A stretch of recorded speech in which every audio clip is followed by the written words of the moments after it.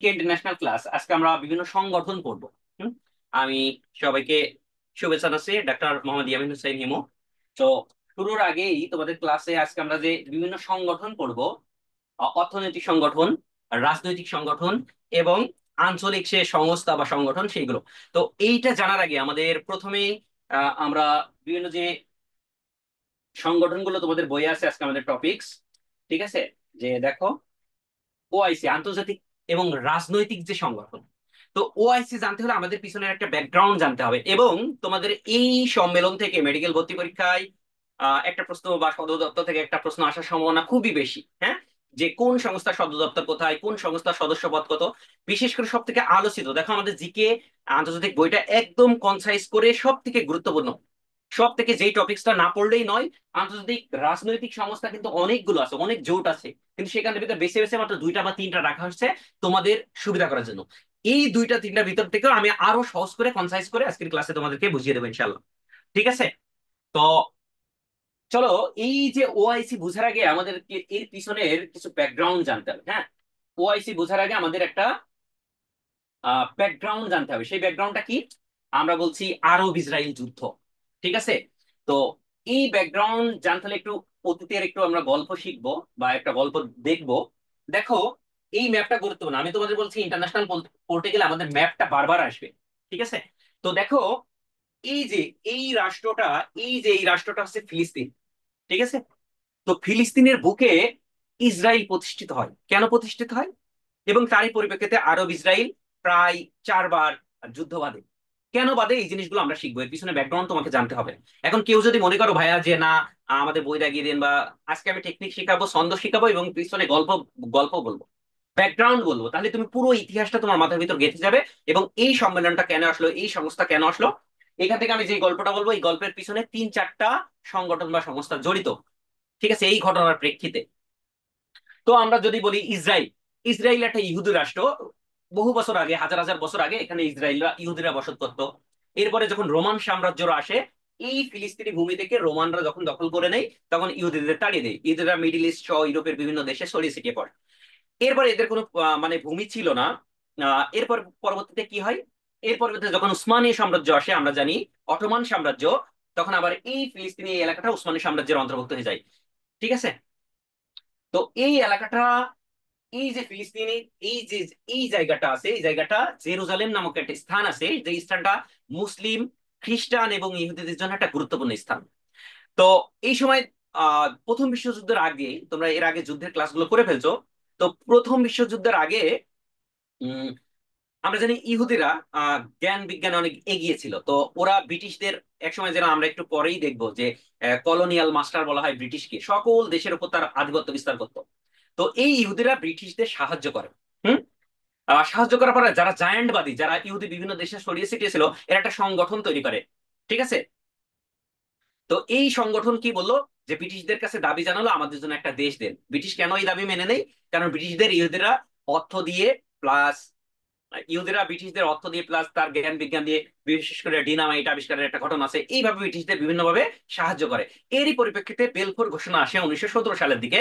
British প্রধানমন্ত্রী Balfour, তার নাম অনুসারে, তিনি ঘোষণা দেন যে না, একটা ইহুদি রাষ্ট্র প্রতিষ্ঠা করা হবে। ঠিক আছে? তো এইটা আহ আগের যুগে সবাই চিন্তা ভাবনা করছিল না, ঠিক আছে, তাহলে উগান্ডা, তোমরা যে উগান্ডা দেখে, এই যে আফ্রিকার একটা দেশ, এই দিকে আছে, দক্ষিণ আফ্রিকার দিকে একটা দেশ আছে, মধ্য আফ্রিকার দিকে উগান্ডা, উগান্ডা, তানজানিয়া, কেনিয়া। তো ইনিশিয়ালি চিন্তা ভাবনা করা হচ্ছিল যে উগান্ডা অথবা আর্জেন্টিনায়, এই আর্জেন্টিনা সাপোর্টার কে কে আছে একটু জানাও তো, উগান্ডা বা আর্জেন্টিনায়। ঠিক আছে? আচ্ছা, আমার কি সাউন্ড কি ক্লিয়ার ভাবে শোনা যায়? তোমরা একটু কমেন্টে জানাও তো ভাইয়া, তোমরা যারা ক্লাস করতেছো, কমেন্ট বক্সে একটু জানাও যে সাউন্ড কি ক্লিয়ার শোনা যায় কিনা। ওকে, ঠিক আছে, থ্যাংক ইউ। ঠিক আছে। তো উগান্ডা এবং আর্জেন্টিনায় এই দেশগুলো দিবে, কিন্তু ইহুদেরা এটা মেনে নিল না। ইহুদেরা বললো না, এই এই আমাদের এই পবিত্র ভূমিতে আমাদের এই জিনিসটা চাই। ঠিক আছে? তো আসলে কি ঘটনা ঘটে দেখো, যে এরই পরিপ্রেক্ষিতে প্রথম বিশ্বযুদ্ধ, দ্বিতীয় বিশ্বযুদ্ধের পরে, আমরা জানি প্রথম বিশ্বযুদ্ধের পরে একটা ইনিশিয়ালি ইসরায়েলিদের, ইহুদিদের এই ফিলিস্তিনি রাষ্ট্রে আস্তে আস্তে করে বসতি গঠন করা শুরু করলো। তখন আরব রাষ্ট্রগুলো, এর আশেপাশে যে রাষ্ট্রগুলো আছে, হুম, সেই রাষ্ট্রগুলো কি করলো না, এটাতে কর্ণপাত করলো না।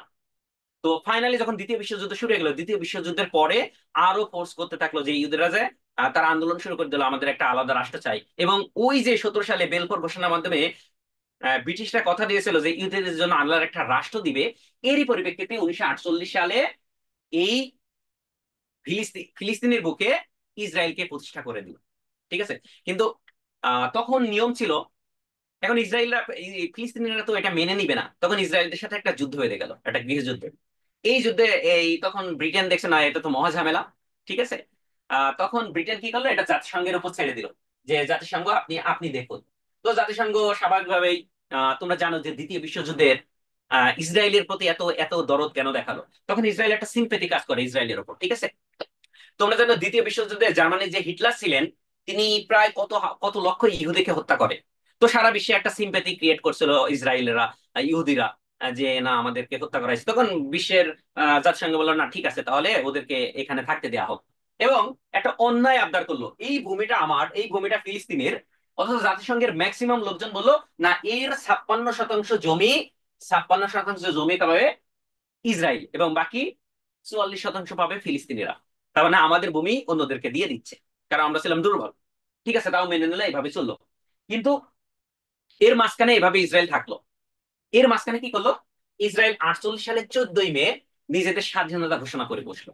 হুম, তাদের একটা থাকার জন্য জাস্ট ভূমি দেওয়া হলো, যে তোরা এই জমিতে থাক, ইহুদি গোষ্ঠী তোরা এই জমিতে থাক, তোদের একটা জমি দেওয়া হলো।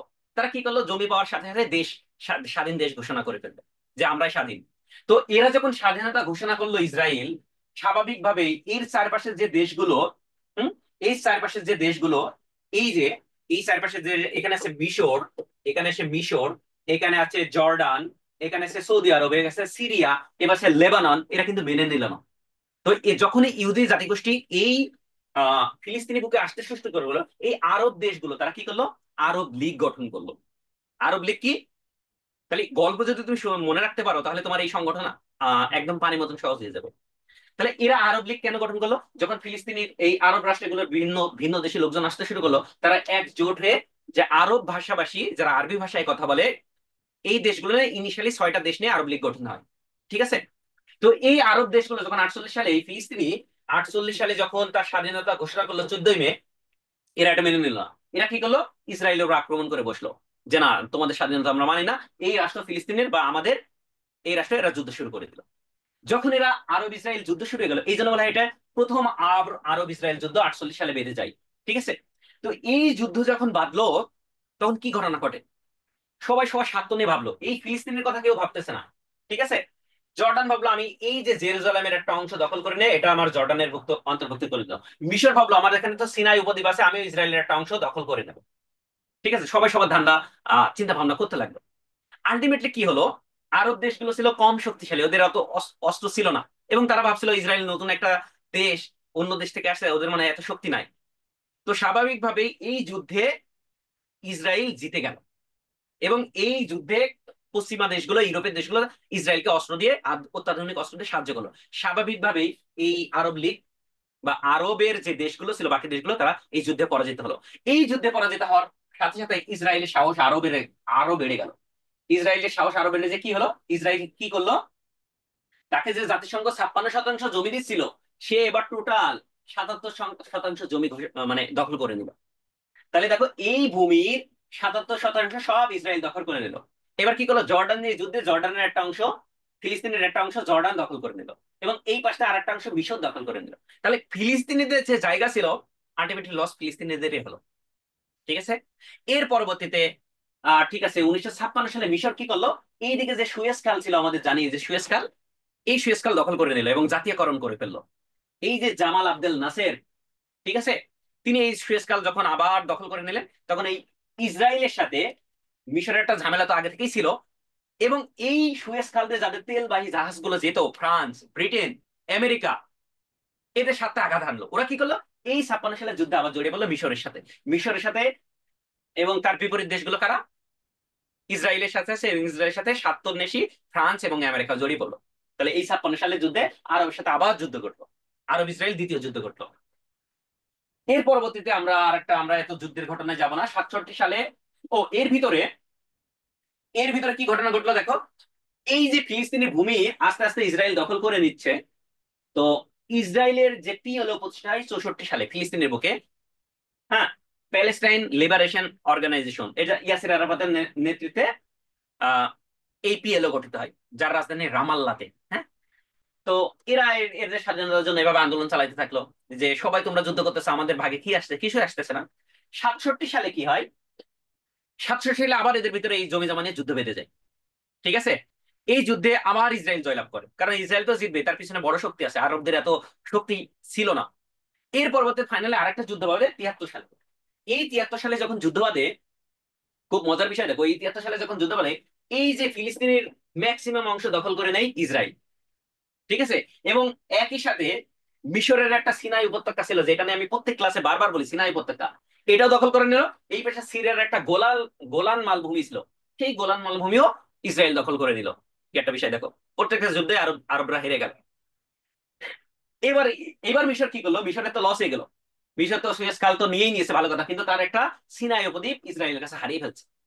এবার মিশর কি করলো, মিশর এই যুদ্ধের পরে, এই যে চতুর্থ যুদ্ধ শেষ, মিশর 1978 সালে কি করলো, জিমি কার্টারের মধ্যস্থতায়, আমেরিকার মধ্যস্থতায়, তারা এই মিশরের সাথে ইসরায়েলের সাথে একটা চুক্তি করলো। কি চুক্তি, যে ঠিক আছে তুমি ইসরায়েল প্রতিষ্ঠা করছো, আরব দেশ হিসেবে আমি প্রথম তোমাকে স্বাধীন দেশ হিসেবে স্বীকৃতি দেবো, ফলে তুমি আমাকে কি করবা, তুমি যে এই যে সিনাই উপদ্বীপ আমারটা দখল করে নিয়েছো, এটা আমাকে ব্যাক দিয়ে দাও। ঠিক আছে, তাহলে কত মজার বিষয় দেখো, ইসরায়েলও এই ফিলিস্তিনের লোকজন যে এতগুলো অত্যাচারিত হচ্ছে, ঠিক আছে, এই যে অত্যাচারিত হলো ফিলিস্তিনের লোকজন এই আরব দেশগুলোর বিশ্বাসঘাতকতার কারণে। তো আমরা জানি আগেই আরব লীগ গঠন করছিল কারা, মিশর, মিশর সহ 6টা দেশ। তো স্বাভাবিকভাবে এই আরব দেশ, মিশর যখন আরব বাকি দেশগুলোর সাথে বিশ্বাসঘাতকতা করলো, তখন আরব লীগ বললো, মিশর আমরা তোমাকে চাই না, তোমরা, তুমি ইসরায়েলের মতন একটা দখলদারিত্ব দেশকে তুমি স্বীকৃতি দিচ্ছ। এরই পরিপ্রেক্ষিতে তাদের আরব লীগ থেকে তাকে বের করে দেয়। তাহলে মিশরকে আরব লীগ থেকে কেন বের করে দেয়, এই 78 সালে ইসরায়েলকে স্বীকৃতি দেওয়ার কারণে তাকে বের করে দেয়। ঠিক আছে, এর পরবর্তীতে আবার সে ভুলটুল বুঝে বা কোনোভাবে আবার আরব লীগে যোগদান করে মিশর। সেই ইতিহাসে আমরা জানবো। এর আগের ব্যাকগ্রাউন্ড গুলো আমরা একটু জেনে গেলাম। এখান থেকে তোমাদের মেডিকেল ভর্তি পরীক্ষার জন্য আসার জন্য ইম্পর্টেন্ট, এটা আমাদের কোনো বইয়ে নাই, কোনো টপিক্সে নাই, তারপর আমরা একটু পড়াচ্ছি, কারণ এই টপিক্সের সাথে কোরিলেটেড, এবং মেডিকেল ভর্তি পরীক্ষা আসার জন্য ভেরি ভেরি ইম্পর্টেন্ট। এখান থেকে আসতে পারে সুয়েজ খাল কত সালে জাতীয়করণ করা হয়, 56 সালে। আসতে পারে আরব ইসরায়েল যুদ্ধ কয়বার হয়েছে, 4বার। এবার দেখো যখন, তাহলে যখন ফাইনালি 4টা যুদ্ধের পর মিশরও নত স্বীকার করলো, তখন পুরো এলাকাটা ইসরায়েল দখল করে নিয়েছে। এখানে ছোট্ট একটা অংশ গাজা, আর এখানে পশ্চিম তীর, এই দুইটা অংশ তোমার ফাইনালি ফিলিস্তিনি যে জনগণ তারা পাইলো, অল্প একটু জায়গা, 10 শতাংশেরও কম। তো এখানে যে গাজা উপত্যকা আছে, এখানে আছে হামাস।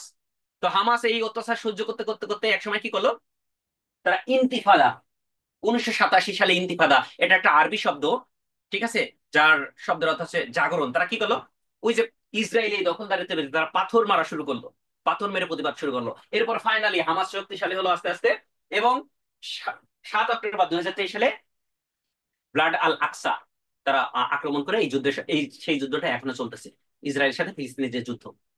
এটা ছিল আমাদের এই প্রেক্ষাপট।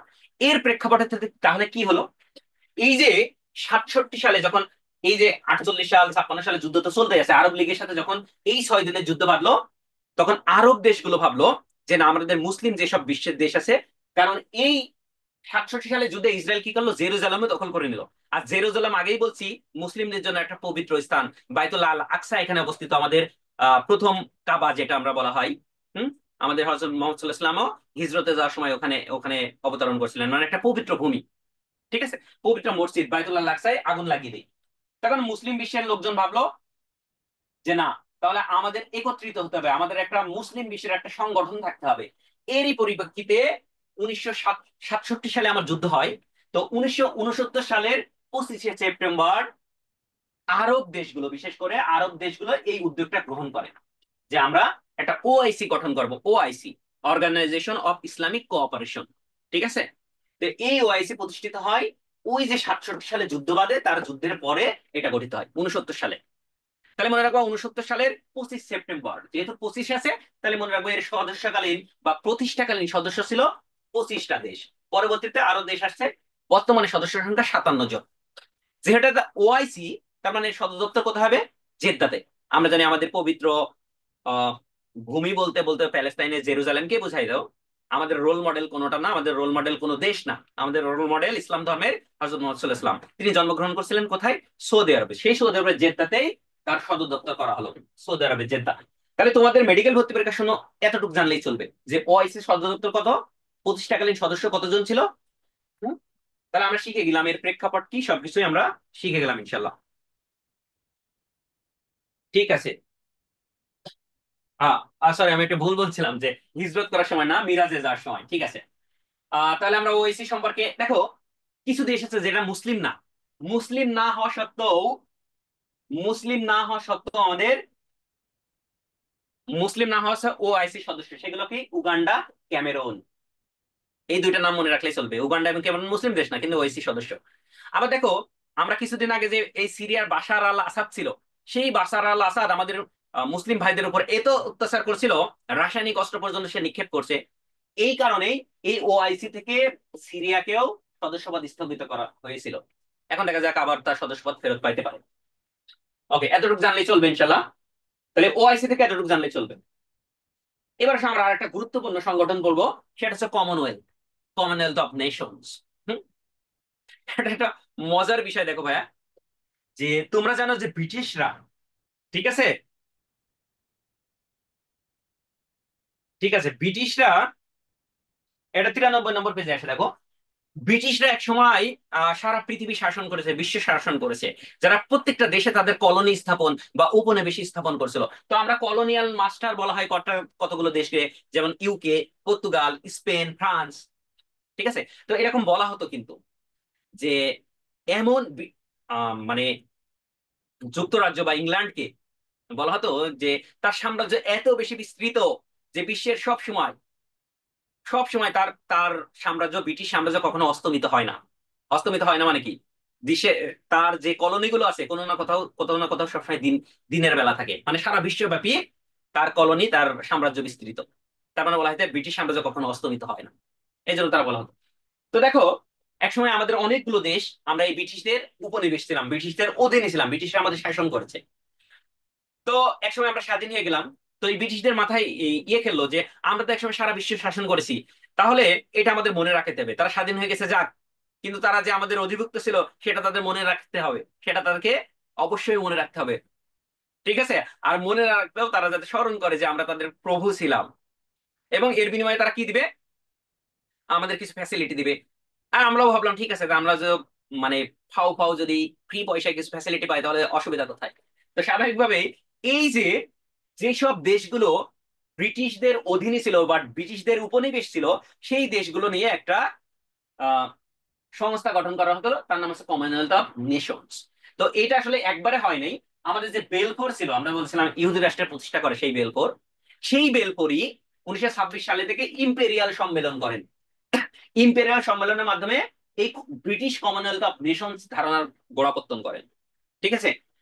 তোমার আসলে এত কিছু জানা লাগবে না, তোমাকে জানতে হবে শুধু এই কমনওয়েলথ ফাইনালি তার নাম ধারণ করে 1949 সালের 28 এপ্রিল।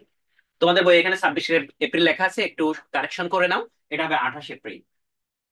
এই সদর দপ্তর কোথায় হবে? তো স্বাভাবিক, আমরা সবাই ব্রিটিশ কলোনি ছিলাম, তাহলে ইংল্যান্ডেই হবে, ইংল্যান্ডের লন্ডনের মার্লবরো হাউসে তার সদর দপ্তর। ঠিক আছে। তাহলে এই যে কমনওয়েলথভুক্ত দেশ আছে কতটা, ভেরি ভেরি ইম্পর্টেন্ট। কমনওয়েলথভুক্ত দেশ আছে 56টা, 56টা, এটা একটু মুখস্থ করলেই চলবে। ঠিক আছে। এবং আয়তন সর্ববৃহৎ দেশ কানাডা। তুমি চিন্তা করো, কানাডা আমেরিকার মতন দেশও ব্রিটেনের উপনিবেশ ছিল, তাই না? এখান থেকে যে জিনিসটা তোমাদের জন্য ইম্পর্টেন্ট, যে বাংলাদেশ কোন সংস্থার সদস্যপদ প্রথম লাভ করে কমনওয়েলথ। এই যে আমরা জানি 1972 সালে, কোন কোন বই লেখা আছে 32তম, কোন কোন বই না, ম্যাক্সিমাম বই লেখা আছে 32তম, তবে অ্যাকচুয়ালি হবে 34তম দেশ হিসেবে। ঠিক আছে, অ্যাকচুয়াল হবে 34তম দেশ হিসেবে। তাহলে পরীক্ষা আসলে তুমি কোনটা দেবা? অপশনে যদি 32 না পাও তাহলে 34 অ্যান্সার করবা। Very very important. ঠিক আছে। তবে তোমরা সবসময় 32ই পড়ো, মানে ম্যাক্সিমাম বইয়ে 32 লেখা। এখানে একটা মজার বিষয় দেখো, এই যে কমনওয়েলথ ভুক্ত যে দেশগুলো আছে, এই দেশগুলোর রাষ্ট্রপ্রধান মানে রাষ্ট্রদূতকে বলা হয় হাই কমিশনার। যেমন ভারতের রাষ্ট্রদূতকে আমরা বলি না ভারতের রাষ্ট্রদূত, আমরা বলি কিন্তু ভারতে হাই কমিশনার। তার মানে এই কমনওয়েলথভুক্ত দেশগুলোর রাষ্ট্রদূতকে বলা হয় হাই কমিশনার, যেমন পাকিস্তানি হাই কমিশনার। ঠিক। তো এরপরে যদি ফ্রান্সের কোন রাষ্ট্রদূত আমাদের বাংলাদেশে আসে তাকে রাষ্ট্রদূতই বলি আমরা, আমরা কিন্তু হাই কমিশনার বলি না, কারণ সে কমনওয়েলথভুক্ত দেশ না। তাহলে ব্রিটিশদের মাথায় কি চিন্তা ভাবনা দেখছো, আমাদের সারা জীবন তারা প্রভু মানে দাসী বানিয়ে রাখলো। ঠিক আছে। ওকে, তাহলে দেখো আজকের ক্লাসটা যারা একটু মানে গল্পের সাহায্যে মনে রাখতে চাও, একটু টেকনিক খাটিয়ে মনে রাখতে চাও, তারা ক্লাস করো, হ্যাঁ। আর কেউ যদি মনে করে একটু ভাইয়া কঠিন লাগছে, তারা একটু লিভ নিতে পারো, লিভ নিয়ে আমাদের পিডিএফ থেকে পরে পরবর্তীতে দেখে নিও। ওকে, পরবর্তী টপিকে আমরা চলে যাই, যে কমনওয়েলথ আমাদের পড়া শেষ। এবার আসো, এটা অবশ্য সামরিক সংগঠন দিলে আমাদের ভালো হতো, যেহেতু এখানে আলোচনা আসছে ন্যাম। তাহলে আমরা জোট নিরপেক্ষ আন্দোলন, তোমরা যেটা জানো, জোট নিরপেক্ষ আন্দোলন বা ন্যাম, নন অ্যালাইন মুভমেন্ট। নন অ্যালাইন মুভমেন্ট জিনিসটা কি, আসলে এর পিছনে একটা হিস্ট্রি আছে, আমরা প্রায়ই বলে থাকি, তুমি একটু গল্পের সাহায্যে শোনো। দ্বিতীয় বিশ্বযুদ্ধের পর কোল্ড ওয়ার শুরু হয়। দ্বিতীয় বিশ্বযুদ্ধের পর দুইটা দেশ পরাশক্তিতে পরিণত হয়ে যায়। একদিকে থাকে আমেরিকা এবং আর একদিকে Soviet union, USSR, Soviet union. তো স্বাভাবিকভাবে একদিকে আমেরিকা এবং একদিকে সোভিয়েত ইউনিয়ন, সোভিয়েত ইউনিয়নের আন্ডারে 15টা দেশ ছিল, হ্যাঁ, সমাজতান্ত্রিক দেশ। তো স্বাভাবিকভাবে আমেরিকা এটা মেনে নিতে পারলো না। ঠিক আছে। তাদের ভিতর সরাসরি কোনো যুদ্ধ বাঁধেনি, কিন্তু কোল্ড ওয়ার বা স্নায়ু যুদ্ধ সবসময় চলতে থাকতো। ঠিক আছে। আহ এই কি করতো, রাশিয়া যে কি, সোভিয়েত ইউনিয়ন যে কি করলো, আমেরিকার পাশে একটা মিসাইল বা ক্ষেপণাস্ত্র কারখানা করলো কিউবাতে, যেটাকে বলা হয় মিসাইল ক্ষেপণাস্ত্র বা মিসাইল সংকট। কিউবার মিসাইল সংকট বলা হয়। এটা আমেরিকাকে শাস্তা করার জন্য, যদি আমেরিকা কোনো আহ এদিক সেদিক করে তার, তাহলে ওখান থেকে মিসাইল মারবে। তো এইরকম সরাসরি যুদ্ধ জড়ায় না।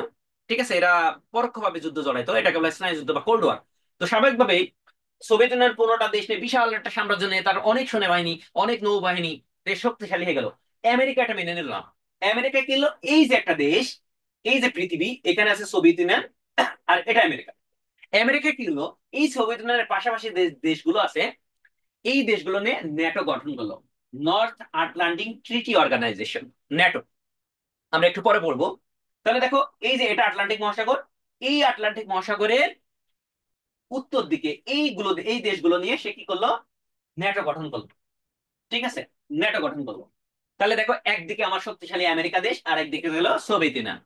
মাঝখানে আমাদের আমাদের মতন যারা গরিব দেশ আছে, হম, দুর্বল দেশ আছে, তারা কি করলো, তারা বললো আমরা কোন দিকে যাব, আমরা কি আমেরিকার দিকে যাব নাকি সোভিয়েত ইউনিয়নের দিকে যাব। ঠিক আছে। তারা কি করলো, তারা চুপ থাকলো। তারা বললো আমরা এদিকেও যাব না এদিকেও যাব না, আমরা নিরপেক্ষ থাকবো। ঠিক আছে, আমরা নিউট্রাল থাকবো। তারা এই দুর্বল দেশগুলো মিলে গঠন করলো ন্যাম, নন অ্যালাইন মুভমেন্ট, আমরা কোনো দিকে যাব না। তো এরা স্বাভাবিক প্রথম দিকে 1955 সালের দিকে ইন্দোনেশিয়ার বান্দুং এ একটা সম্মেলন করে, আর এই বান্দুং সম্মেলনের মাধ্যমে এই ন্যাম প্রতিষ্ঠিত হয়। তাহলে পরীক্ষা দুই ভাবে আসতে পারে, যে কোন সম্মেলনের মাধ্যমে ন্যাম প্রতিষ্ঠিত হয়, বান্দুং সম্মেলনের মাধ্যমে। ঠিক আছে। এবং এই ন্যামের মূলনীতি ছিল 10টা। তাহলে সেম এখান থেকেও জানতে হবে ন্যাম কত সালে প্রতিষ্ঠিত হয় এবং এর সদস্য দেশ কতটা। ঠিক আছে, এর সদস্য দেশ কতটা। তাহলে দেখো, এর সদস্য দেশ হচ্ছে 121টা, সর্বশেষ হচ্ছে দক্ষিণ সুদান, কারণ দক্ষিণ সুদান একটা দুর্বল রাষ্ট্র এবং সর্বশেষ স্বাধীন হয়েছে দক্ষিণ সুদান।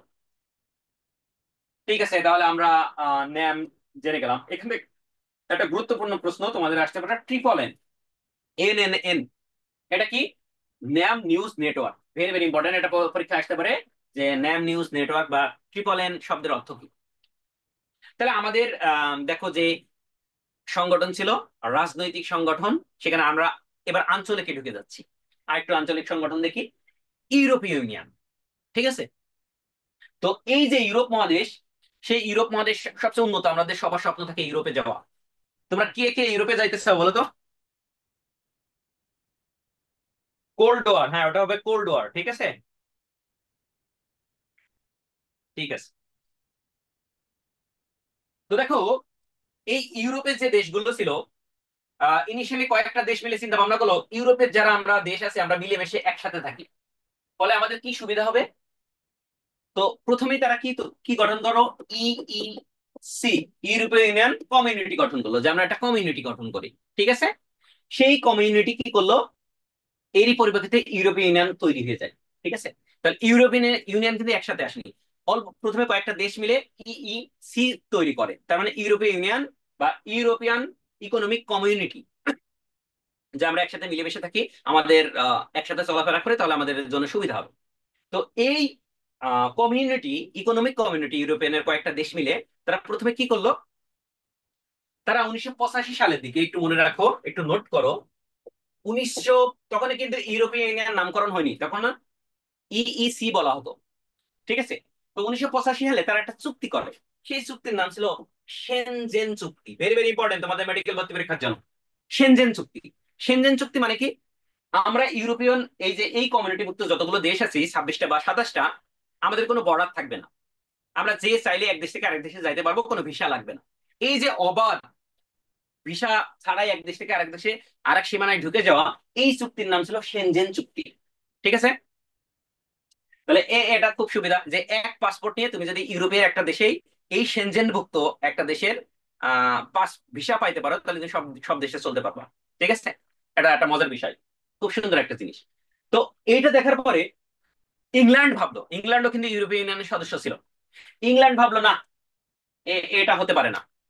গরিব ফৈনি, যাদেরকে আমরা শাসন করেছি, এই গরিব ফৈনিরাও আমাদের দেশে অবাধে চলে আসছে, ঠিক আছে?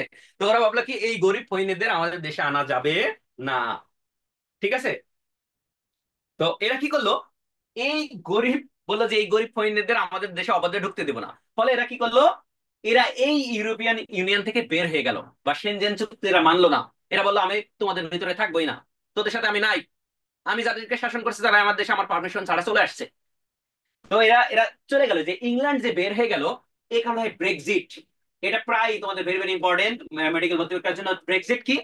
ইউরোপীয় ইউনিয়ন থেকে ইংল্যান্ডের বা যুক্তরাজ্যে বের হয়ে যাওয়ার ঘটনাকে বলা হয় ব্রেক্সিট। তো এই সেনজেন চুক্তির কারণে মূলত ইংল্যান্ড বের হয়ে যায়। তো বের হয়ে গেলে কি কি এদের কিছু যায় আসে? এরা বললো, ইউরোপীয় ইউনিয়ন ভুক্ত যে দেশগুলো ছিল, ওরা আর একটা চুক্তি করলো। হ্যাঁ, আর একটা চুক্তি করলো। কি চুক্তি সেটা?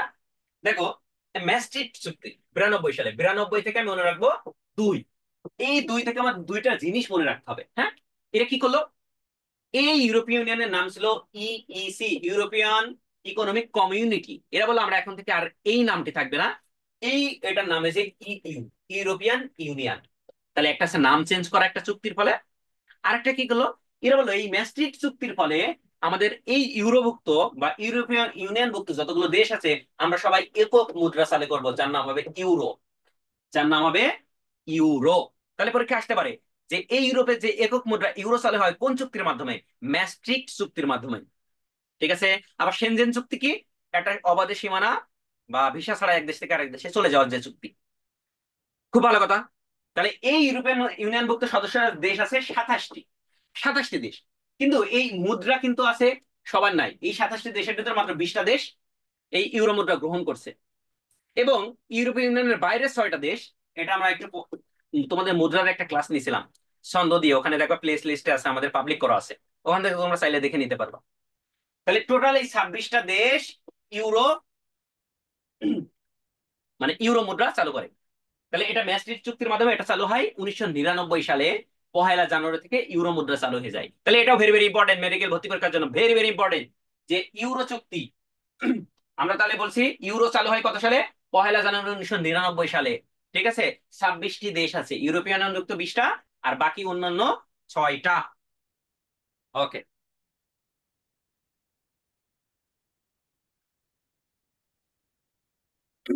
ওকে। এ, তোমাদের কমেন্ট পড়তেছি রে, তোমরা ক্লাস করবা, এখানে ক্লাস না করে কই চলে যাচ্ছ? ইংল্যান্ডে, ইউরোপে মানে ঘুরতে চলে যাচ্ছ, হানিমুনে চলে যাচ্ছ, এগুলো কি রে ভাই? ক্লাস করো, ঠিক আছে? একটা ওয়ার্ড আমি যেটা ক্লাসে বলছি, এটা দেখছো মেডিকেল ভর্তি পরীক্ষায় চলে আসলো, আসতে পারে না? সুতরাং ক্লাস মনোযোগী দাও, ক্লাসে মনোযোগী হও। এবার এসে দেখো, ইউরোপিয়ান ইউনিয়নের সংস্থা, এগুলো একটু মুখস্থ করে নিও, এগুলোর সব আমরা ওই ওর সদর দপ্তর কোথায়, এটা আমরা পড়ে ফেলবো। এবার আসো আফ্রিকান ইউনিয়ন। দেখো, এত কিছু তোমার পড়া লাগবে, আফ্রিকান ইউনিয়ন পড়া লাগবে না। এটা আফ্রিকার দেশগুলো নিয়ে একটা কমিউনিটি, এবং এর সদর দপ্তর হবে আদ্দিস আবাবা। তোমার এতটুকু জানলেই চলবে যে আফ্রিকান ইউনিয়নের সদর দপ্তর হচ্ছে আদ্দিস আবাবা, এবং এর বর্তমান সদস্য সংখ্যা 55 জন। তাহলে দেখো আমি কত কমিয়ে দিচ্ছি, ঠিক আছে? এটা আমাদের জন্য গুরুত্বপূর্ণ না, এমনি আমাদের বইয়ে কম দিয়া। এই যে আরব লীগ, আরব লীগ কিন্তু আমি আগেই পড়িয়ে ফেলছি ভাইয়া, ঠিক আছে? আরব লীগ কিন্তু আমরা আগেই পড়ে ফেলছি। ওই যে আরব লীগ কেন প্রতিষ্ঠিত হয়? যখন ইসরায়েলরা আসা শুরু করলো ফিলিস্তিনের ভূমিতে, তখন এরা আরব ভাষাভাষী দেশগুলো নিয়ে আরব লীগ গঠিত হলো। প্রথমে সদস্য সংখ্যা ছিল 6 জন, 6টা দেশ নিয়ে গঠিত হয়। এবং পরবর্তীতে আরো অনেকগুলো দেশ, আরব আরব ভাষাভাষী অনেকগুলো দেশ এখানে যুক্ত হয়। ঠিক আছে। তো ফাইনালি তোমাকে মনে রাখতে হবে যে এটা কত সালে প্রতিষ্ঠিত হয়। আরব লীগ প্রতিষ্ঠিত হয় 1945 সালে। ইসরায়েল প্রতিষ্ঠা হওয়ার আগ থেকে আরব লীগ প্রতিষ্ঠিত হতে থাকে, ওরা যখন আসতে থাকে। ঠিক আছে। তো আমরা বলছিলাম 78 সালে এই যে মিশর ইসরায়েলকে স্বীকৃতি দেয়, ওই স্বীকৃতি ক্যাম্প ডেভিড চুক্তির মাধ্যমে, ওই স্বীকৃতি দেওয়ার কারণে আরব লীগ থেকে তাকে লাথি দিয়ে বের করে দেয় আরব লীগ গুলো। ঠিক আছে। পরবর্তীতে 1989 সালে মিশর আবার আরব লীগে যোগদান করে। ঠিক আছে, ক্ষমা টমা আছে। ওকে, এখন আসো আমরা অর্থনৈতিক কতগুলো জোট পড়বো। দেখো ভাইয়া, এই একটু গুরুত্ব দাও। এই, তোমরা কি ঘুম এসে পড়েছো? ভাইয়ারা কি ঘুম এসে পড়েছেন? অর্থনৈতিক জোট, আমরা আঞ্চলিক জোট পড়লাম, রাজনৈতিক জোট পড়লাম, এখন পড়বো কিছু অর্থনৈতিক জোট। অর্থনৈতিক জোট, জোট কি কি আছে ভাইয়া? ঠিক আছে।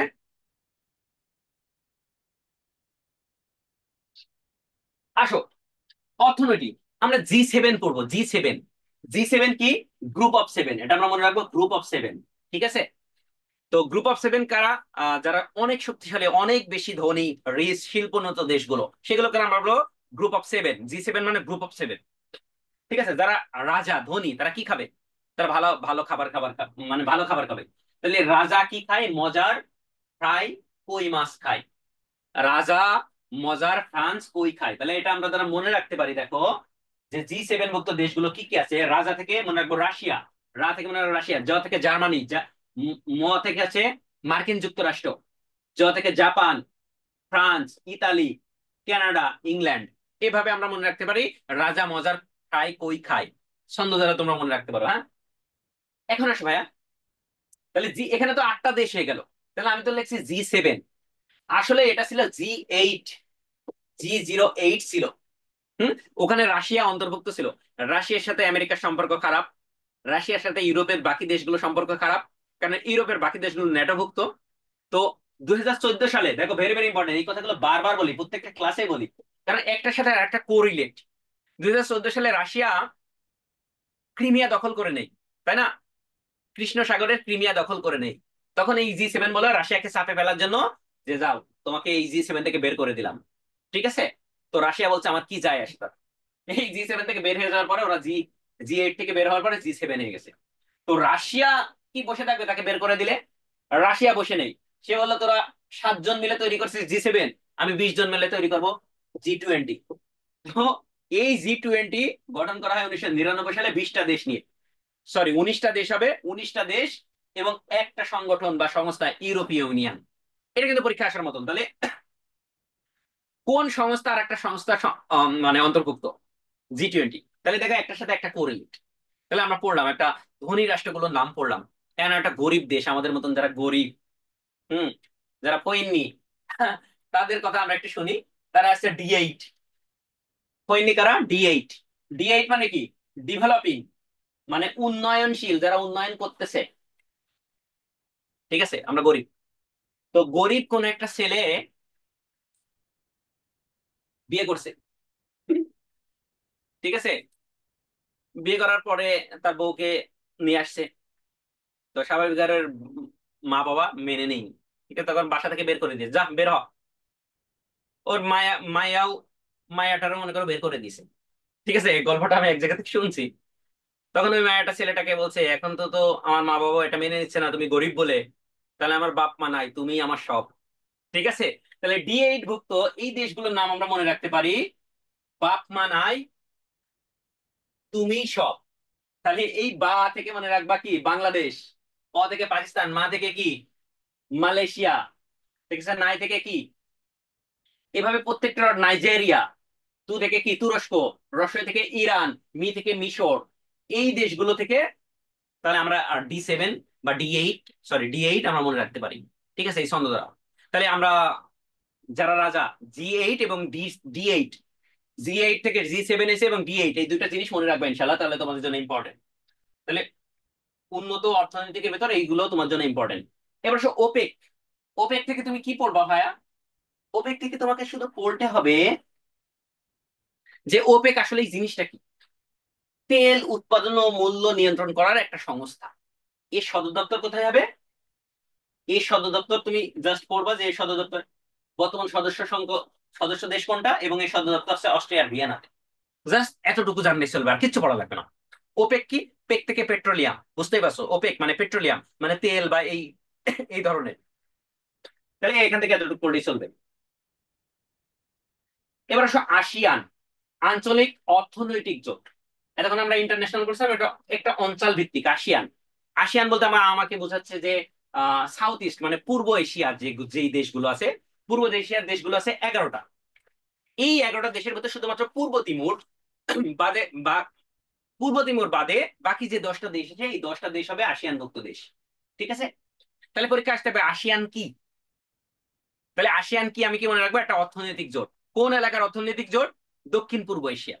ঠিক আছে? এর সদস্যের সংখ্যা কয়জন? 10 জন। কয়জন? 10 জন। এই সদর দপ্তর জাকার্তাতে। এতটা পড়লেই চলবে। এটা কেন গুরুত্বপূর্ণ? কারণ এটি দক্ষিণ পূর্ব এশিয়ার বৃহত্তম অর্থনৈতিক জোট। এটা কিভাবে মনে রাখতে পারবা? দেখো আমরা লিখছি এমটিভিতে ফিল্ম দেখলে বিসিএস হবে না। তবে তুমি যদি টিভিতে, এশিয়ান টিভিতে বা এমটিভিতে ফিল্ম দেখো, তাহলে তোমার বিসিএস ক্যাডার তুমি হতে পারবে না। তাহলে দেখো প্রত্যেকটা প্রথম অক্ষর থেকে এম থেকে দেখো। এম থেকে তুমি মনে রাখতে পারো মালয়েশিয়া, থাইল্যান্ড, ভিয়েতনাম, ফিলিপাইন, ঠিক আছে, ইন্দোনেশিয়া, তারপর লাওস। এম থেকে কি? মায়ানমার। বি থেকে মনে করবা ব্রুনাই, কম্বোডিয়া, সিঙ্গাপুর। এভাবে তুমি মনে রাখতে পারো এই ছন্দটা। ঠিক আছে? এখান থেকে এতটুকু পড়লেই চলবে। এবার আসে সবচেয়ে হট টপিকস, আঞ্চলিক সংগঠনের ভিতর সবথেকে গুরুত্বপূর্ণ যে টপিকসটা, সেটা তোমার জন্য আমি এখন পড়াবো।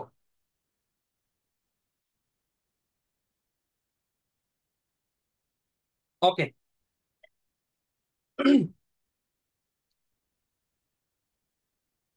চলো আমরা এই সরকারের অন্তর্বর্তীকালীন সরকারের সবচেয়ে গুরুত্বপূর্ণ টপিক হচ্ছে সার্ক। সার্ক বিএনপির আমলে খুব উজ্জীবিত উজ্জীবিত থাকে। হাসিনার আমলে একদম, আমাদের সাবেক প্রধানমন্ত্রীর আমলে এই সার্ক থেকে কোনো প্রশ্ন আসতো না। কারণ এই সার্ক আমাদের সাথে একটা আসার সম্ভাবনা আছে। কারণ এই সার্কের উদ্যোক্তা বাংলাদেশের সাবেক রাষ্ট্রপতি জিয়াউর রহমান। তাহলে সার্ক প্রতিষ্ঠার মূলে রয়েছেন কে? 1977 সালে রাষ্ট্রপতি জিয়াউর রহমান, শহীদ প্রেসিডেন্ট জিয়াউর রহমান এই সার্কের উদ্যোক্তা ছিলেন। তিনি ভাবলেন যে আমাদের এই দক্ষিণ পূর্ব এশিয়ায় একটা আহ সংগঠন তৈরি করা দরকার, তার নাম ছিল সার্ক। এই ভারতের মানে গোয়ার জন্য এই সার্ক এখন ইনঅ্যাক্টিভ। ঠিক আছে? তো সার্ক 1985 সালের 8 ডিসেম্বর করতে হয়, ভেরি ভেরি ইম্পর্টেন্ট। এর সচিবালয় নেপালের কাঠমান্ডুতে। ঠিক আছে? এতটুকু জানলেই চলবে। সার্কের বর্তমান সদস্য দেশ কে? 8টি। সার্কের সব বর্তমান সদস্য দেশ হচ্ছে 8টি, এবং সার্কের পর্যবেক্ষক দেশ হবে ইউরোপীয় ইউনিয়ন। ভেরি ভেরি ইম্পর্টেন্ট, ইউরোপীয় ইউনিয়ন। দেখো এখন সার্কভুক্ত দেশ কোনটা আছে? তোমরা সবাই মুখস্থ, বাংলাদেশ, ভারত, পাকিস্তান, নেপাল, ভুটান, মালদ্বীপ, শ্রীলঙ্কা, আফগানিস্তান। এগুলো তোমরা পারো, পড়ে পড়ে মুখস্থ হয়ে যাবে ইনশাল্লাহ। কিন্তু যারা পারো না, তারা মনে রাখবা যে আপনি এমবিবিএস। আপনি কি? আপনি এমবিবিএস ডক্টর নাকি? আপনি এমবিবিএস। আফগানিস্তান, পাকিস্তান, নেপাল, ইন্ডিয়া, মালদ্বীপ, ভুটান, বাংলাদেশ, শ্রীলঙ্কা। এভাবে মনে রাখতে পারেন। তাহলে সার্কভুক্ত দেশ আছে, আপনি এমবিবিএস, এটা মনে রাখবেন। ঠিক আছে? এটা মনে রাখবে, তাহলে মনে রাখবে। ওকে।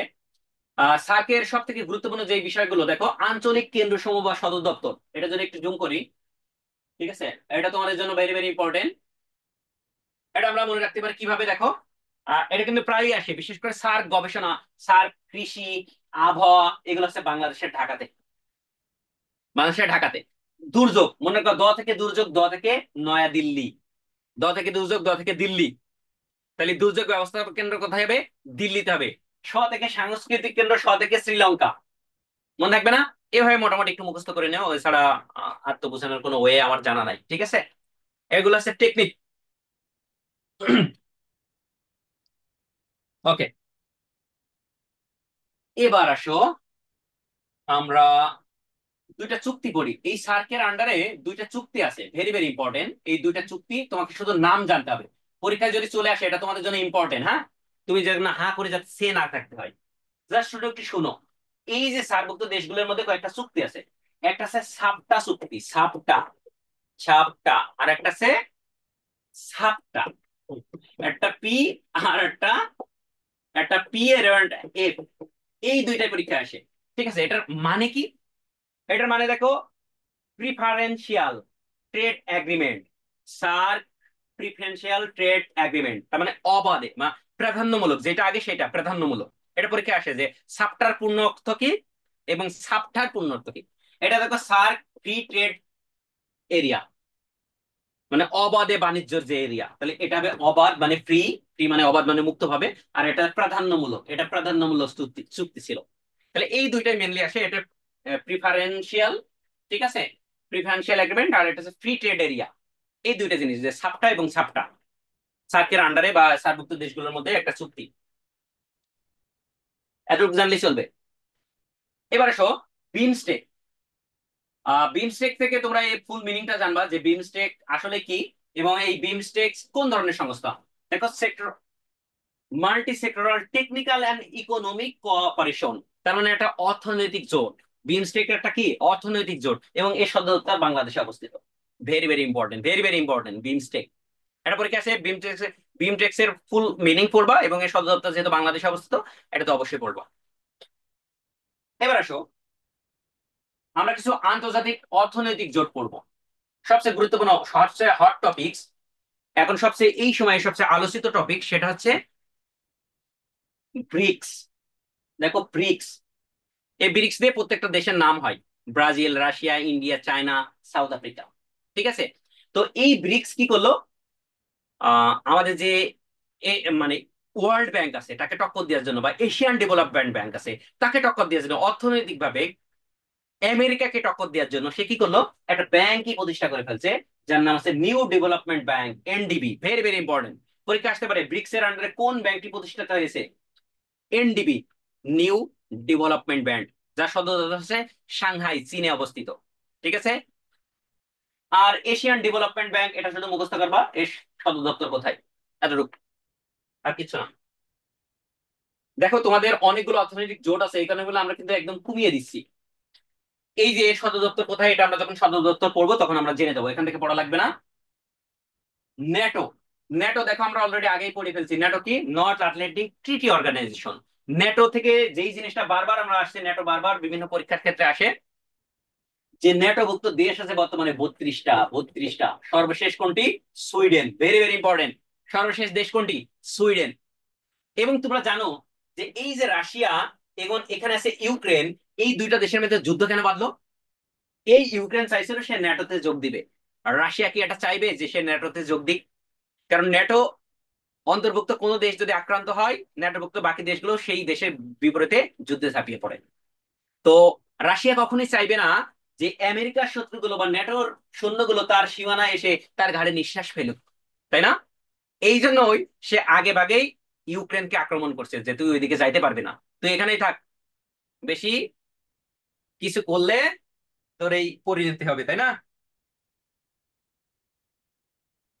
ওকে, এবার আসো তাহলে, তাহলে আমাদের এতটুকু পড়ে চলবে। আর একটা জিনিস জানতে হবে, কোয়াড। এই যে চীনের শিনজে আবে, জাপানের শিনজে আবে, তিনি এই কোয়াডের প্রস্তাবক। তিনি এই কোয়াড প্রতিষ্ঠা করেন, চারটা অর্থনৈতিক বড় বড় শক্তিশালী দেশ নিয়ে। দেখো, আমেরিকা, তারপরে ইংল্যান্ড, জাপান এবং অস্ট্রেলিয়া, সবচেয়ে বৃহত্তম অর্থনৈতিক চারটা দেশ নিয়ে বা শক্তিশালী দেশ নিয়ে এই কোয়াড গঠন হয়েছে। কোয়াড কাকে টক্কর দেওয়ার জন্য গঠন হয়েছে ভাইয়া? এই যে ব্রিক্স গঠন করছে এরা, একটু আগে আমাদের দেখলাম ব্রাজিল, চায়না, রাশিয়া, এগুলো কি গঠন করছে, ব্রিক্স। ওই ব্রিক্স কে টেক্কা দেওয়ার জন্য এরা কোয়াড গঠন করছে। তাহলে এরা আসলে কার বিপরীতে কাজ করছে, ব্রিক্স এর। তার মানে পৃথিবীতে তুমি দেশেও দেখো, তোমার ক্লাসেও দেখবা, হ্যাঁ, এই কমেন্ট বক্সেও দেখবা, দুইটা দলে বিভক্ত হয়ে যায়, হ্যাঁ, মারামারি ঝগড়া সবসময় করতেই থাকে। ঠিক আছে, তোমরা কি করো ভাইয়া? তাহলে দেখো দেখো, রাশিয়া, ভারত, চায়না, এরা সব সমাজতান্ত্রিক দেশ, বিশেষ করে চায়না এবং রাশিয়া, এরা এক হয়ে একটা জোট গঠন করছে তাকে টেক্কা দেওয়ার জন্য। আমেরিকা আহ, এবং তার সাঙ্গপাঙ্গ নিয়ে আরেকটা জোট গঠন করে ফেলছে। ঠিক আছে, এবং বাংলাদেশকে বলছে তোরা ব্রিক্সে যোগ দিস না, তোরা কোয়াডে যোগ দে। যদিও বাংলাদেশ গরিব ফইন্নি মার্কা দেশ একটা, আশা করি ইনশাল্লাহ এরকম উন্নত দেশ হয়ে যাবে আমাদের দেশটা, তাই না? তো এই যে তোমরা দেখো কমেন্ট বক্সে দুইটা পক্ষ হয়ে গেছো সব সময়, সব জায়গায়, সারা পৃথিবীর নিয়মই এটা, দুইটা পক্ষ সবসময় মারামারি, ঝগড়া ফ্যাসাদ এটা করতেই থাকে। এবার সে ইন্টারপোল, এটা ইন্টারপোল জানো না এমন কোনো কথা নাই, আন্তর্জাতিক পুলিশ সংস্থা, যার সদর দপ্তরটা পড়তে হবে, ভেরি ভেরি ইম্পর্টেন্ট। যে সর্বশেষ 196টা দেশ ইন্টারপোল, এবং এই সদর দপ্তর কোথায়? ফ্রান্সের লিওতে। তুমি যদি কোনো সদর দপ্তর মনে মনে রাখতে চাও, তাহলে ইন্টারপোল মনে রাখতে হবে। এই যে আমরা কিছুদিন আগে শুনছিলাম যে আমাদের সাবেক প্রধানমন্ত্রী হজরত মাওলানা শেখ হাসিনা, আমি বলি নাই কিন্তু, আওয়ামী লীগের এক নেতা বলছিলেন হজরত মাওলানা শেখ হাসিনা। তো আমাদের হজরত যে পালিয়ে গেছেন, তার নামে নাকি অনেক মামলা হয়েছে। কিছুদিন আগে শুনছিলাম এই ইন্টারপোলের মাধ্যমে তাকে গ্রেপ্তার করে আনা হবে, মানে আন্তর্জাতিক পুলিশের সাহায্য নিয়ে, আন্তর্জাতিক পুলিশ সংস্থার সাহায্য নিয়ে। তাহলে এটাই সেই ইন্টারপোল। ঠিক আছে। এখন আসলে আমরা আন্তর্জাতিক সেবা সংস্থার নাম নাম শুনবো। এই যে আমাদের একটা স্বপ্ন থাকে, তাই না, যে ভাই আমি একটা গাড়ি কিনবো, আমি ডাক্তার হবো, আমি ডাক্তার হওয়ার পর একটা গাড়ি কিনবো। এবং ডাক্তারদের গাড়িতে দেখবা এরকম সুন্দর করে লাল কালারের একটা চাঁদ আঁকানো থাকে। হুম, একটা চাঁদ আঁকানো থাকে। এটা হচ্ছে রেড ক্রিসেন্টের প্রতীক। খ্রিস্টানরা কি করে? এভাবে রেড ক্রস আঁকায়। যেহেতু আমরা মুসলিম, আমরা এই মুসলিম দেশগুলো রেড ক্রসের পরিবর্তে রেড ক্রিসেন্ট ইউজ করে, চন্দ্র। তো এই রেড ক্রিসেন্টের সদর দপ্তর কোথায়? সুইজারল্যান্ডের জেনেভাতে। এটা কেমন ধরনের প্রতিষ্ঠান? এটা একটা সেবামূলক প্রতিষ্ঠান, এতটুকু জানলেই চলবে, আর কিচ্ছু জানা লাগবে না। Very very important. এই রেড ক্রস বা রেড ক্রিসেন্ট 1863 সালে, কোনটা সংগঠনের সাল পড়ায়নি, কিন্তু পড়াইছি? পড়ায়নি। সবচেয়ে ইম্পর্টেন্ট এটা, 1863 সালে এই রেড ক্রস প্রতিষ্ঠিত হয়। আর এরা রেড ক্রিসেন্ট নামকরণ করা হয় 1883 সালে। ঠিক আছে। আন্তর্জাতিক যে মানবিক সেবা প্রদান করার জন্য ডাক্তাররা এই চিহ্নগুলো ইউজ করে থাকে। তা তো তোমাদের স্বপ্ন আছে না রে ভাইয়া? কার কার স্বপ্ন আছে বলো তো, আমি একসময় ডাক্তার হব এবং আমার গাড়িতে এই চিহ্নটা থাকবে, এই চিহ্নটা থাকবে, লাল। একটু কমেন্ট বক্সে জানাও। আল্লাহ তোমাদের সবাইকে ডাক্তার হিসেবে কবুল করুক।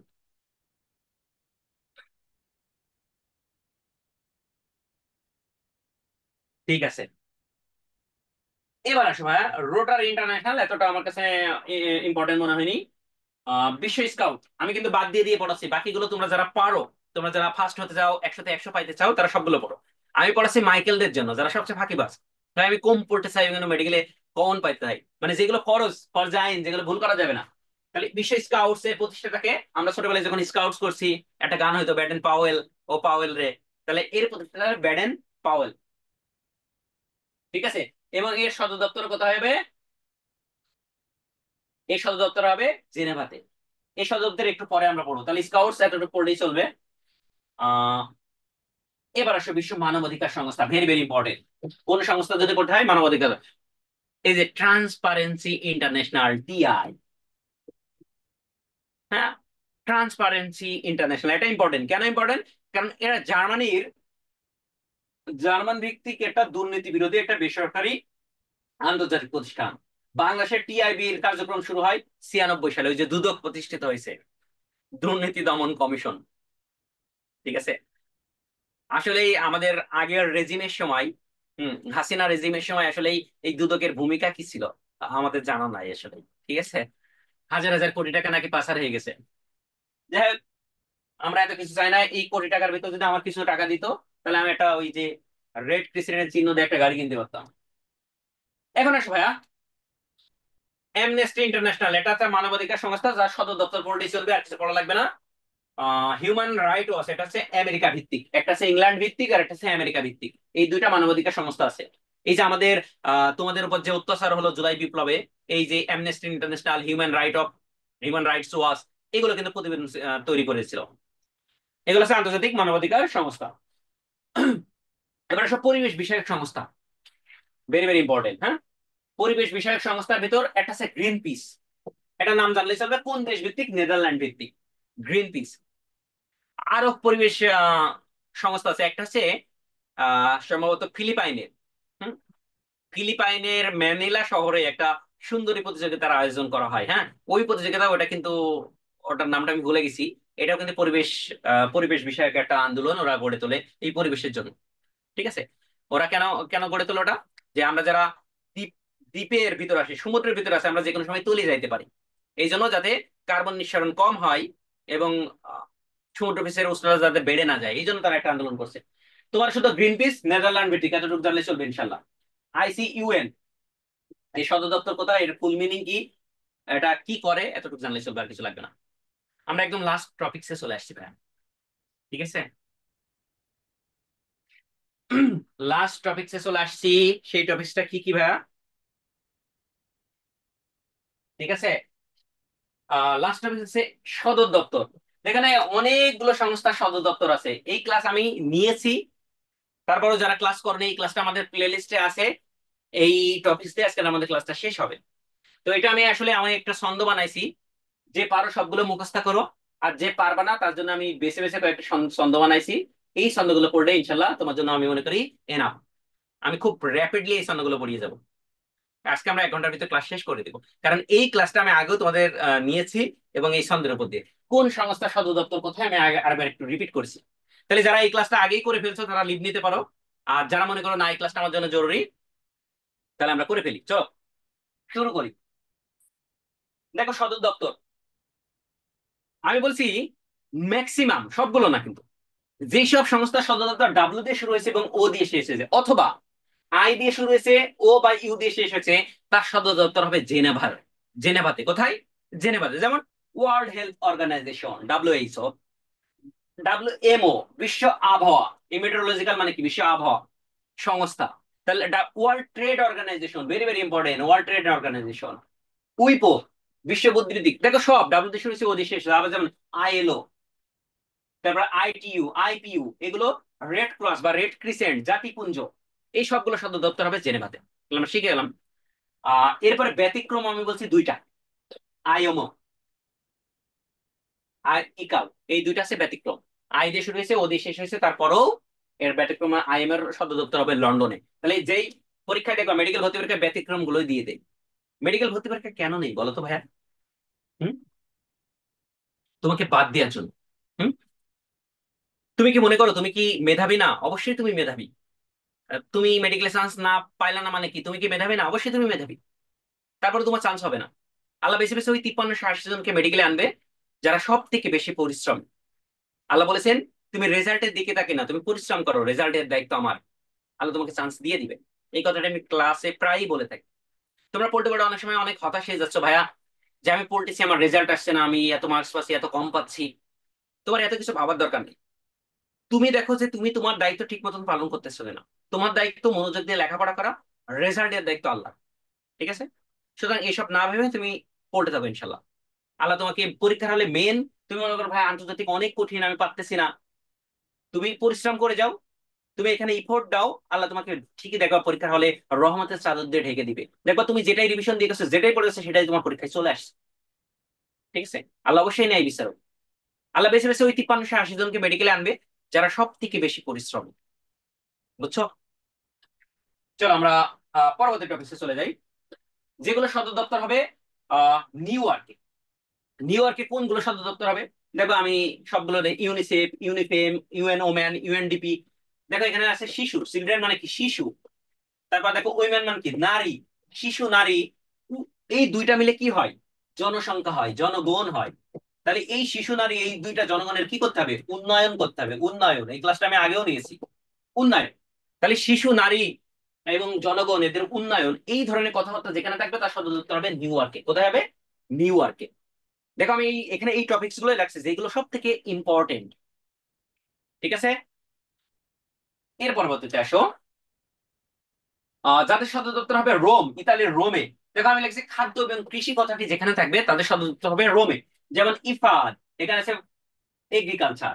ফাও, ভেরি ভেরি ইম্পর্টেন্ট। ফাও থেকে মেডিকেল ভর্তি পরীক্ষায় একবার প্রশ্ন আসছিল, যে ফুড অ্যান্ড এগ্রিকালচার অর্গানাইজেশনের ইতালির রোমে অবস্থিত। ঠিক আছে? আবার দেখো এটা ফুড, তাহলে এখানে আছে ফুড, ফুড এগ্রিকালচার, খাদ্য এবং কৃষি। এটা সবই ইতালির রোমে। আশা করি ইনশাল্লাহ তুমি বুঝতে পারছো। এবার আসো বিভিন্ন সংগঠন এবং সংস্থার সদর দপ্তর, যেটা হবে ওয়াশিংটন ডিসিতে। দেখো এখানে আমি লিখছি যেখানে অর্থ সংক্রান্ত বিষয় থাকবে, আন্তর্জাতিক অর্থ, নট আঞ্চলিক অর্থ। হুম? যেমন হতে পারে ওয়ার্ল্ড ব্যাংক, তারপরে আইএমএফ, ইন্টারন্যাশনাল মনিটারি ফান্ড। হুম? আন্তর্জাতিক মুদ্রা তহবিল। এই মনিটারি ফান্ড মানে কি? মুদ্রা, মুদ্রা, মুদ্রা তহবিল। ওয়ার্ল্ড ব্যাংক, বিশ্ব ব্যাংক।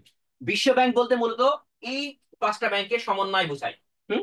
বিশ্ব ব্যাংক বলতে আইবিআরডি, আইএফসি, আইডিএ, বিগা, আইসি, এসআইডি। ঠিক আছে?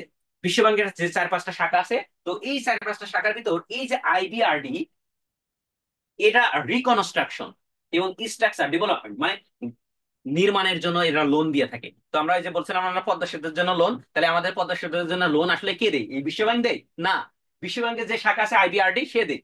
তাহলে মূলত আমরা বিশ্ব ব্যাংক বলতে এই আইবিআরডি কেই বুঝাই। তো দেখো এই বিশ্ব ব্যাংকের যতগুলো শাখা আছে সবার সদর দপ্তর হবে ওয়াশিংটন ডিসিতে। আশা করি বুঝতে পারছো। এবার আসো ভাইয়া,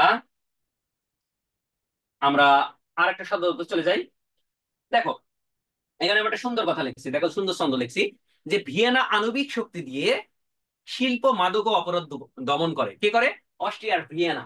তাহলে ভিয়েনাতে কাদের রাজধানী হবে? বলা হচ্ছে আণবিক শক্তি দিয়ে শিল্প মাদক ও অপরাধ দমন করে। তাহলে দেখো অ্যাটমিক এনার্জি মানে আণবিক শক্তি, ঠিক আছে। কি করে? ড্রাগ অ্যান্ড ক্রাইম মানে মাদক এবং অপরাধ দমন যে কমিশন আছে। তারপরে কি আছে? শিল্প, দেখো ইন্ডাস্ট্রিয়াল ডেভেলপমেন্ট, সব ইউনাইটেড নেশন। তাহলে দেখো আণবিক শক্তি, শিল্প, মাদক এই সবগুলোর সদর দপ্তর হবে ভিয়েনাতে, অস্ট্রিয়ার রাজধানী ভিয়েনাতে। আশা করি তোমাদের এই টেকনিক গুলো যদি মনে রাখতে পারো, এগুলো কিন্তু সবচেয়ে ইম্পর্টেন্ট টপিকস যেগুলো বিসিএস পরীক্ষায় আসছে, বিভিন্ন ভার্সিটি পরীক্ষায় আসছে। দেখো আমি লিখছি ম্যাক্সিমাম আন্তর্জাতিক আদালতের সদর দপ্তর নেদারল্যান্ডের দি হেগ শহরে। যেমন আন্তর্জাতিক বিচার আদালত, তারপর আন্তর্জাতিক অপরাধ আদালত, স্থায়ী সালিসি আদালত। এই যে এই আদালতে কিন্তু আমাদের একটা মামলা চলছিল মায়ানমারের সাথে নাকি ভারতের সাথে, বলো তো, আমাদের সমুদ্র সীমা নিয়ে। এগুলো ছিল আন্তর্জাতিক, কিন্তু আমি বলছি আন্তর্জাতিক শহর হবে দি হেগ শহরে।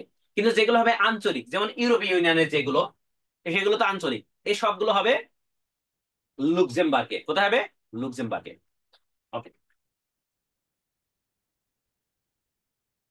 এবার আসো বাংলাদেশে অবস্থিত কতগুলো সদর দপ্তর আছে, ঠিক আছে। তোমরা মনে মনে রাখতে পারো বিআইসিএস, বিআইসিএস দ্বারা আম, এটা তো জানো বিআইসিএস কি। আর মনে রাখতে পারো I am BCS cadre, BCS cadre, I am BCS cadre. তাহলে এগুলো কি কি হতে পারে? যে এইগুলো সবগুলোর আন্তর্জাতিক সংস্থার সদর দপ্তর হবে ঢাকাতে, বাংলাদেশের বা বাংলাদেশে অবস্থিত হবে। তাহলে আমরা প্রায় আসে যে বিমস্টেক, আমরা একটু আগে পড়ে আসলাম বিমস্টেক কোন ধরনের সংগঠন? ইকোনমিক সংগঠন, বে অফ বেঙ্গলের, টেকনিক্যাল অ্যান্ড ইকোনমিক। তারপর সিডাপ, সিডাপ কি, এটা কোন ধরনের সংগঠন? এর মানে মানে থেকে তুমি বলতে পারো সিডাপের সদর দপ্তর কোথায়? ঢাকাতে, চামেলিবাগে। তারপর দেখো এই যে জুট স্টাডি, তারপর সার্ক গবেষণা কেন্দ্র, তারপর সার্ক আহ তথ্য কেন্দ্র, এই সবগুলো হবে ঢাকা, ঠিক আছে। তাহলে তোমরা এটা এটা মনে রাখতে পারো, যে যেভাবে হোক তুমি মনে রাখতে পারো, ঠিক আছে।